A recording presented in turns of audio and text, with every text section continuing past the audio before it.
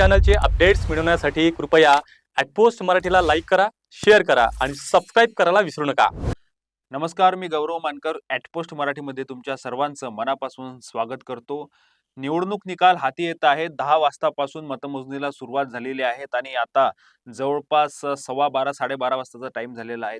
यावेळी मुंबई, नागपूर, पुणे, औरंगाबाद या सर्व महानगरपालिकांमध्ये निकाल हाती आलेले आहेत आणि हे सर्व निकाल प्राथमिक असले तरी यातून कल देखील समोर आलेला आहे. सर्वात महत्त्वाचं म्हणजे मुंबईमध्ये भाजपा आणि ठाकरे गट या दोघांमध्ये चुरशीची लढत आहे. ठाकरे बंधू आणि भाजपामध्ये. ठाकरे बंधू आणि भाजपा या दोघांमध्येही जवळपास 5, 10, 12 इतक्या जागांचा फरक आहेत. यामध्ये आतापर्यंत जवळपास 2 ते 3 काँग्रेसचे नगरसेवक हे विजयी झालेले आहेत. तर भाजपाचा एक म्हणजे नवनाथ बन हे विजयी झालेले आहेत मानखुर्द मधून. त्याच पद्धतीनं ठाकरे बंधू आणि भाजपा या दोघांमध्ये भाजपासोबतच शिवसेना, शिंदेसेना या दोघांमध्ये चुरशीची लढत आहेत. यांच्यामध्ये जवळपास 80-85 जागा अशा पद्धतीची ही चुरस आहेत आणि ही चुरस आता शेवटपर्यंत कधीपर्यंत जातात कारण 227 जागा मुंबईमध्ये आहेत आणि या सर्व 227 जागांचा अंतिम कल हाती येण्यासाठी जवळपास 4 ते 5 वाजू शकते असा अंदाज आहे. त्यासोबतच इतर ज्या काही महानगरपालिका आहेत, ज्यामध्ये नागपूर महानगरपालिका सर्वात महत्त्वाची आहे. पुणे, पिंपरी चिंचवड आणि छत्रपती संभाजीनगर या महानगरपालिकांमध्ये भाजपा समोर असल्याचं दिसून येत आहेत. नागपूरमध्ये आतापर्यंत जवळपास 40 जागांवर भाजपा आघाडीवर आहे. त्यासोबतच 5 ते 6 जागांवर काँग्रेस आघाडीवर आहेत. तर इतर सर्व शून्य अशा पद्धतीची परिस्थिती आहे. नागपूरमध्ये 151 एकूण जागा आहेत. या 151 जागांपैकी 40च्या वर जागांवर सध्या भाजपा आघाडीवर आहेत. काँग्रेस फक्त 4 ते 5 जागांवर आघाडीवर आहेत. त्यासोबतच राष्ट्रवादी काँग्रेस, शरद पवार गट हे स्वतंत्र लढलेले होते. त्यांचे देखील 0 जागा आहेत. दुनेश्वर पेटे हे त्यांचे शहराध्यक्ष आहेत. ते देखील स्वतः पिछाडीवर आहेत. त्यासोबतच वंचित असेल किंवा शिंदेसेना हे भाजपासोबत निवडणूक लढत होते. प्रभाग क्रमांक 27 मध्ये देखील त्यांचे काही उमेदवार होते आणि त्यांना जवळपास 8 जागा मिळालेल्या होत्या भाजपाकडून आणि भाजपाकडून 8 जागा मिळाल्यानंतर त्यांनी 8 जागा या शिंदेसेनेला सोडल्या होत्या. यामध्ये 3 जागा या भाजपाच्याच होत्या आणि 5 शिवसेनेचे कार्यकर्ते निवडणुकीच्या रिंगणामध्ये होते. यामधील 2 लोक देखील आघाडीवर आहेत. त्यासोबतच पुणे आणि पिंपरी चिंचवडमध्ये देखील अजित पवार गटाने चांगली मुसंडी मारलेली दिसत आहेत. असं असलं तरी भाजपाच त्या ठिकाणी आघाडीवर आहेत. औरंगाबादमध्ये देखील महत्त्वाची लढत आहे. औरंगाबादमध्ये एम-आय-एम, शिंदेसेना आणि भाजप या तिघांमध्येच लढत त्या ठिकाणी आहेत आणि तिन्ही जे पक्ष आहेत, हे तिन्ही पक्ष वरचढ या ठिकाणी ठरलेले दिसत आहेत. या ठिकाणी काँग्रेस किंवा उद्धव ठाकरेंची सेना यांचा कुठेच दिसत नाही आहेत. त्याच पद्धतीने जर बघायचं झालं तर नाशिकमध्ये भाजपाच पुढे आहेत कारण नाशिकमध्ये मोठ्या प्रमाणावर आयाराम आणि गयारामांविषयीची नाराजी होती आणि त्या ठिकाणी जवळपास 60च्या वर लोकांचे राजीनामे घेण्यात आलेले होते. त्यांना पक्षातून निलंबित केलेलं होतं भाजपाने आणि तेथील जे पालकमंत्री गिरीश महाजन आहेत यांच्यावर देखील घेराव घालण्यात आला होता. त्यांना देखील रोषाला सामोरे जावं लागलं होतं. अशामध्ये नाशिकची निवडणूक महत्त्वाची ठरत होती. परंतु त्या ठिकाणी देखील 122 इतकं उमेदवार आहेत एकूण महानगरपालिकेची संख्या. तर त्यामध्ये जवळपास 34 ठिकाणी आता भाजपाच पुढे आहेत. त्याच पद्धतीने पुण्यामध्ये 47 ठिकाणी भाजप पुढे आहेत.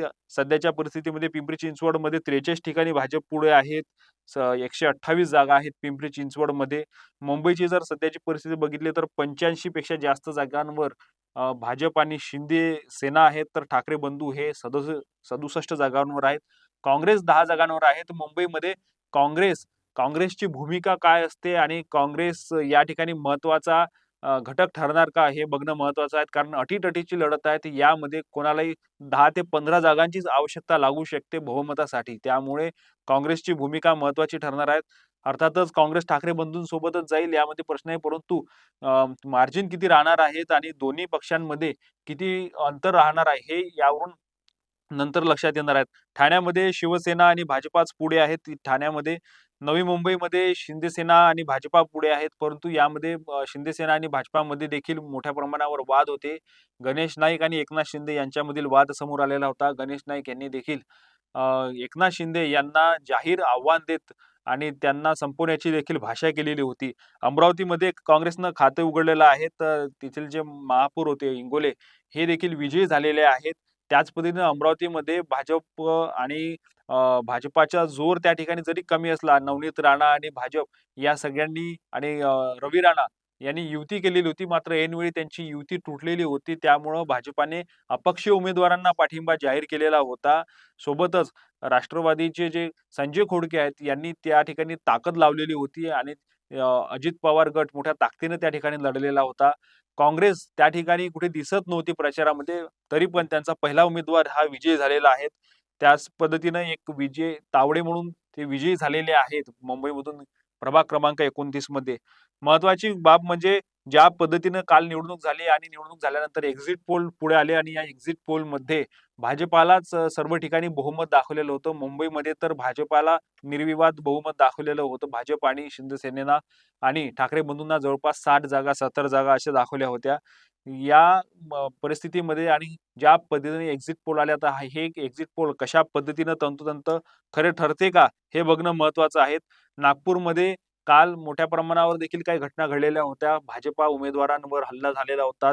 भाजपाचे उमेदवार भूषण शिंगणे यांच्यावर हल्ला झालेला होता आणि त्यांच्या विरोधामध्ये जे चाचेरकर निवडणुकीच्या रिंगणामध्ये होते काँग्रेसचे, तर त्या दोन्ही पती-पत्नींवर गुन्हा दाखल झालेला आहे. स्वतः देवेंद्र फडणवीस आणि नितीन गडकरी हे त्यांच्या घरी गेलेले होते आणि त्यांच्या घरी गेल्यानंतर त्यांनी त्यांची भेट घेतली आणि पत्रकारांना सांगतेवेळी त्यांनी असं सांगितलं, की कोणालाही आम्ही सोडणार नाहीत आणि सर्व लोकांवर कारवाई करू, कडक कारवाई करू. सोबतच ज्या पोलिसांनी यामध्ये दिरंगाई केलेली आहेत, अशा पोलिसांवर देखील आम्ही कारवाई करू, असं त्यांनी सांगितलेलं आहे. सर्वात महत्त्वाची बाब या निवडणुकीमध्ये अशी ठरली, की जे बोटाला लावणारी जी शाई होती, ती शाई अनेकांनी मिटवून दाखवली आणि ही इतक्या लवकर शाई मिटण्याची जी घटना आहे, ही पहिल्यांदा निवडणुकीच्या काळामध्ये होत आहेत, अशी देखील अनेकांनी म्हटले आहेत. त्यावर निवडणूक आयोगाने देखील स्पष्टीकरण दिलेलं आहे. शाई पुरवणाऱ्या कंपन्यांची चौकशी करणार असल्याचं त्यांनी सांगितलं आहे. सोबतच अनेक ठिकाणी बोगस मतदारांच्या देखील घटना झालेल्या आहेत. स्वतः नागपूरमध्ये मतदान आधीच झालं आहे तुमचं असं सांगण्यात आलेलं आहे. त्यामुळे अनेक मतदारांना पाठ फिरावी लागली. त्यांचं मतदान अगोदरच झालेलं असल्याचं सांगण्यात आलेलं होतं. त्यामुळे हे बोगस मतदान होतं का? हे बघणं महत्त्वाचं आहे. यामध्ये प्रभाग क्रमांक 2, 17, 25, 26, 31, 33 मध्ये देखील बोगस मतदान झालेलं आहे. त्यामुळं खऱ्या मतदारांची फरफकट झालेली आहे आणि यामध्ये आता असा जर विरोधामध्ये जर काही विरोधकांचा निकाल गेला, तर बोगस मतदार आणि शाई हा महत्त्वाचा फॅक्टर या निवडणुकांमध्ये ठरणार ठरणार आहेत.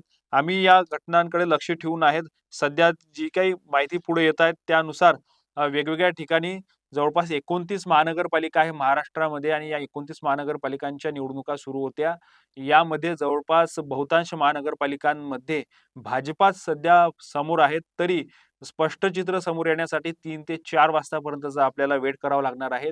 विदर्भामध्ये 4 महानगरपालिका होत्या. त्यामध्ये नागपूर, चंद्रपूर, अकोला आणि अमरावती अशा 4 महानगरपालिका आणि या 4ही महानगरपालिकांमध्ये भाजप सध्या समोर आहेत. आम्ही निवडणूक निकालांकडे लक्ष ठेवून आहेत. वेगवेगळ्या सर्व विश्लेषणं देखील तुमच्यापर्यंत आणणार आहोत. बघत रहा @पोस्ट मराठी.